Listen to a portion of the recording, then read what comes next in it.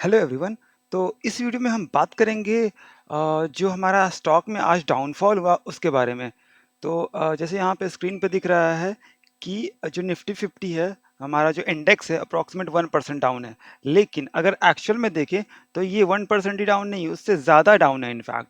अगर हम बात करते हैं तो देखें यहाँ जब स्टार्ट हुआ था तो हमारा पॉजिटिव से ये हमारा जो ये लाइन दिख रहा है, ये सॉरी ये जो डॉटेड लाइन दिख रहा है उस हिसाब से देखें तो उसके ऊपर से स्टार्ट हुआ था। लेकिन अगर जब फॉल हुआ तो अप्रॉक्सीमेट देख रहे हैं 1.13% का डाउन देखने को मिल रहा है। अगर थोड़ा सा और पहले देखें तो अप्रॉक्सीमेट 1.5% डाउन देखने को मिल रहा है। तो अब हम समझेंगे इसको कि ये रीज़न क्या है और आज क्यों क्रैश हुआ ये, और क्यों थोड़ा सा रिकवरी देखने को मिल रहा है, और क्या रीजंस था जो कि इसको इम्पैक्ट देखने को मिल रहा है। तो अब सबसे पहले हम देखेंगे कि इस निफ्टी के अलावा और बाकी कौन-कौन से इंडेक्सेस है जिस पे इम्पैक्ट आया है। तो चलिए हम देखते हैं कि क्या-क्या इम्पैक्ट क्या-क्या इंडेक्सेस है हमारे। तो जो हमारा हम सबसे पहले निफ्टी आईटी देखते हैं। तो निफ्टी आईटी हमारा सारा ग्रीन में ही दिख रहा है। तो स्टार्ट भी ग्रीन ग्रीन से हुआ था, लेकिन हम अगर ओवरऑल देखेंगे तो 0.22%, तो ऑलमोस्ट हम फ्लैट कह सकते हैं। ठीक है। जो हमारा उसके बाद जो है अ, अगर हम निफ्टी आईटी हो गया, निफ्टी बैंक देखें तो निफ्टी बैंक देखें तो यहाँ ये भी पॉजिटिव से स्टार्ट हुआ था, लेकिन ये डाउन होते होते हमारा देखते हैं अगर तो हमें 1.76 यहाँ पे देखने को मिल रहा है। ठीक है। अगर हम देखें अपने टॉप से जब स्टार्ट हुआ था, आई मीन स्टार्ट से एंड तक, तो हमें देखने को मिल रहा है ये 1.89%। ठीक है। तो ये हमारा निफ्टी बैंक है। अगर हम और देखें, अगर ये तो हमारा ओवरऑल बैंक का हो गया। अगर हम देखते हैं मार्केट्स पे आ गए तो एक हम ओपन कर लेते हैं।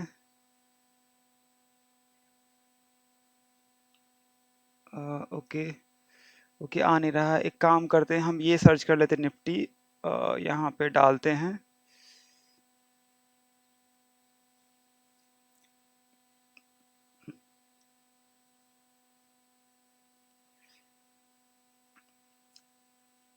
निफ्टी पीएसयू बैंक डालते हैं।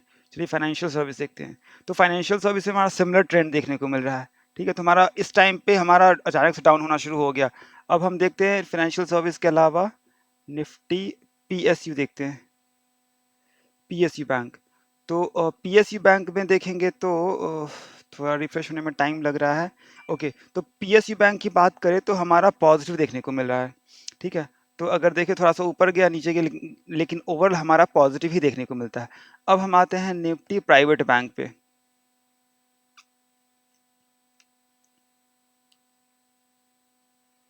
निफ्टी प्राइवेट बैंक,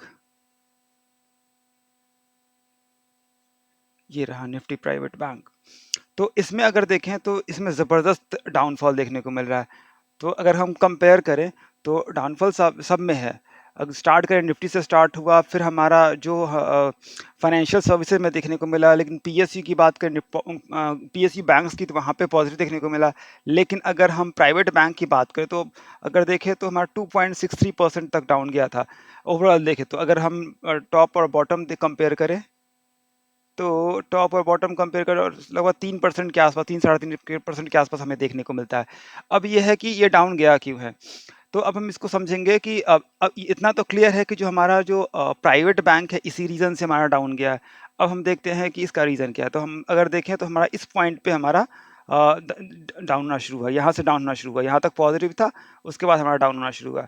तो इस पॉइंट पे अगर जैसे वैसे तो बहुत लोगों को पता होगा, और जिन लोगों को नहीं पता है उनको बता दें कि महीने में 2 बार, सॉरी 2 महीने में 1 बार क्या होता है, एमपीसी की मीटिंग होती है।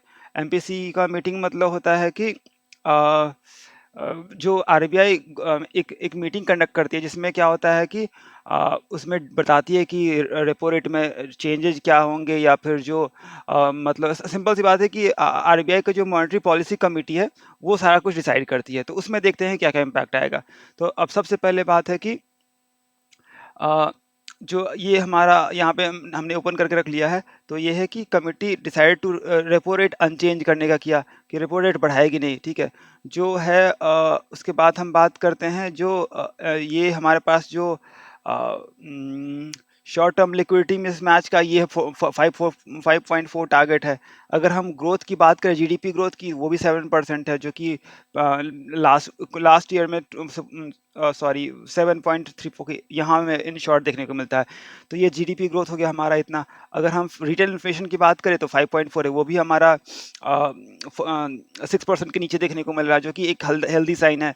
अगर हम बात करें और अ, तो अगर जीडीपी हमारा हो गया, इन्फ्लेशन का हमने देख लिया ऑलरेडी। सीआरआर की बात करें तो सीआरआर हमें यहाँ पे कुछ चेंजेस हुआ नहीं है जिससे कि इम्पैक्ट आएगा। नॉर्मली सीआरआर बढ़ने घटने का मतलब क्या होता है कि अगर बढ़ता है तो इसका मतलब गवर्नमेंट के पास ज़्यादा पैसा जाएगा और बैंक के पास कम होगा। तो जैसे बैंक के पास कम पैसा होगा तो लेंडिंग कम करेगी, तो इससे क्या होता है, बैंक को एट द एंड नुकसान ही होता है। तो अब अगर हम एंड में देखें तो सबसे बड़ा रीज़न, जो की रीज़न है इसका, ये है की फैक्ट स्टेटमेंट। ठीक है, ये की फैक्ट स्टेटमेंट सबसे बड़ा रीज़न देखने को मिलता है। अब इसको हम समझेंगे कि ये है क्या एक्चुअली। तो ओके सॉरी। तो अब हम आते हैं इस पे। तो हम देखते हैं की फैक्ट स्टेटमेंट में क्या है। तो एक्चुअली यह है कि जो गवर्नमेंट का जो मेन काम होता है, जो प्राइमरी, ऐसे तो गवर्नमेंट काफ़ी सारा आई मीन अच्छा करती है लोगों के लिए, बिजनेसमैन के लिए, बिजनेस पर्सन के लिए, बैंक्स के लिए। बट अगर उनका जो प्राइमरी फोकस रहता है, वो प्राइमरी रहता है फोकस कस्टमर को। कस्टमर मतलब क्या, जो पब्लिक होता है वो। ठीक है, तो प्राइमरी फोकस रहता है पब्लिक के पैसों को बचाना। तो इनको, इनके लिए इन्होंने क्या किया, एक नया रूल लेके आया ये। रूल क्या कहती है, रूल कहती है कि जो जो लोन है, लोन जो प्रोवाइड करती है कंपनीज, उसमें ट्रांसपेरेंसी आए। लोन में ट्रांसपेरेंसी आए। तो ट्रांसपेरेंसी अभी तक ऐसे समझेंगे कि ट्रांसपेरेंसी आने का मतलब होता है कि कोई लोन लेता है, अगर हम रिटेल की बात करें, लोग हम जैसे, हम आप जैसे लोगों की बात करें, तो उनको उतना क्लैरिटी नहीं होता है। मतलब एग्जांपल, कंपनी बोलती है, बैंक बोलती है कि आपको 10% लोन मिलेगा, सॉरी, बैंक बोलती है कि 10% लोन मिलेगा, और बैंक वन बैंक बोलती है, और दूसरा बैंक बोलती है कि 8% लोन मिलेगा। तो सिंपल सी बात है, अगर कोई फर्स्ट गो में देखेगा तो देखेगा कि 8% ज़्यादा प्रॉमिसिंग है। अगर जो 10% है वो कम प्रॉमिसिंग है। तो इसका मतलब क्या हुआ कि मतलब, लेकिन अगर बात करें तो ऐसा कोई नहीं, मतलब अगर 8% वाला इसमें कोई हिडन चार्ज ऐड कर दिया, like hidden charge as in कि जैसे हमारा डॉक्यूमेंटेशन चार्ज हो गया, ठीक है, डॉक्यूमेंटेशन चार्ज हो गया, फिर हो गया डिसबर्सल चार्ज हो गया। तो ये क्या होता है कि ये ना, इसके अलावा बहुत ज़्यादा, आई मीन ये इसके अलावा जो है, डॉक्यूमेंटेशन चार्ज के अलावा जो इसमें होता है कि जो 8% के अलावा ये इंक्लूड कर देती है, ये इंक्लूड कर देती है। इससे क्या होता है कि हो सकता है कि इसी लेवल पे आ जाए, हो सकता है कि उससे ज़्यादा पे आ जाए। लेकिन कस्टमर को ज़्यादा पता होता नहीं है। तो कस्टमर को लग रहा है कि अरे मतलब बहुत सस्ता लोन मिल रहा है, बट एक्चुअली में वो क्या होता है, महंगा हो जाता है। वो लोन और महंगा हो जाता है। तो इसी को अवॉइड करने के, इसी सिचुएशन को काउंटर करने के लिए आरबीआई ने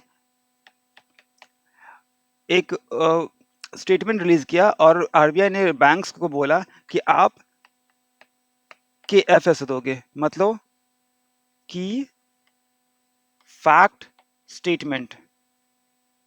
इससे क्या होगा, अगर वैसे इसको कंपेयर करें तो एक तरह से टर्म्स एंड कंडीशन, लेकिन टर्म्स एंड कंडीशन की बात करें तो काफ़ी बड़ा झोल है, क्योंकि उसमें अब 20 पेज का, 10 पेज का, 20 पेज का दे देगा। तो अब नॉर्मल पब्लिक के लिए सिंपल से कॉमन सा मेंटालिटी होती है, अगर कोई 20 पेज का दे देगा टर्म्स एंड कंडीशन, 10 पेज का दे देगा, तो वो पढ़ना बहुत मुश्किल है, नॉर्मली लोग अवॉइड कर देते हैं। अब जैसे होता है कि अवॉइड, जैसे हम कोई भी टर्म्स एंड कंडीशन हमने कितना बार पढ़ा होगा। तो मेरे ख्याल से मैंने तो, मतलब जब फर्स्ट टाइम देखा था, मैं कॉलेज की बात करूँ आज से 15 साल पहले, तब मैंने कोशिश की थी पढ़ने की टर्म्स एंड कंडीशन की। बट ये कोशिश हो नहीं पाया, क्योंकि इतने सारे पेजेस थे। उसके बाद जो मैंने कभी दोबारा कभी पढ़ा ही नहीं। तो इसी को काउंटर करने के लिए गवर्नमेंट ने, आरबीआई ने क्या किया, के एफ एस लेके आया। इससे क्या होगा कि आप जो भी लोन्स है, जो भी डिटेल्स है उसको आप क्लियर लैंग्वेज में आप लिखोगे। अब शॉर्ट में, ऐसा नहीं कि 50 पेज का लिख दिया, तो ऐसा नहीं। तो ये गवर्नमेंट आरबीआई कहती है कि आप क्लियर करके आप लिखोगे, ताकि उसका एवरेज आई मीन जो एक्चुअल होगा, ऐसा नहीं कि डॉक्यूमेंटेशन सब अलग से ऐड करके, जो एक्चुअल जो होगा एनुअली, वो आप मेंशन करोगे। अगर रेट ऑफ इंटरेस्ट 8% है, लेकिन आपका रेट हो जाता है 10.5%, तो आप उसमें क्लियरली मेंशन करोगे कि आपका 10.5% रेट ऑफ इंटरेस्ट एनुअली जा रहा है। तो मतलब मेन रीज़न ये है। तो नॉर्मली इस पे प्राइवेट बैंक को ज़्यादा इम्पैक्ट पड़ा, क्योंकि गवर्नमेंट बैंक में इतना दिक्कत होता नहीं है। अगर प्राइवेट बैंक की बात करें तो ये इतना क्लियर करते नहीं, ये सब एक्चुअली क्या है कि अगर सच्ची बात करें तो ये एक ग्रे एरिया है, जहाँ पे बैंक क्या करती है, कस्टमर के साथ खेल कर जाती है।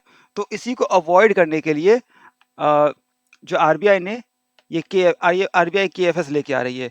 तो ऑब्वियसली इससे जब जैसे क्लैरिटी मिलेगा, तो जो जो जनता होगा, अब जिसको लोन चाहिए तो लोन लेगी, लेकिन थोड़ा सा अवेयरनेस आ जाएगा ना, और कोशिश करे कि जहाँ पे क्लियर अंडरस्टैंडिंग हो वहाँ पे ज़्यादा फोकस करे।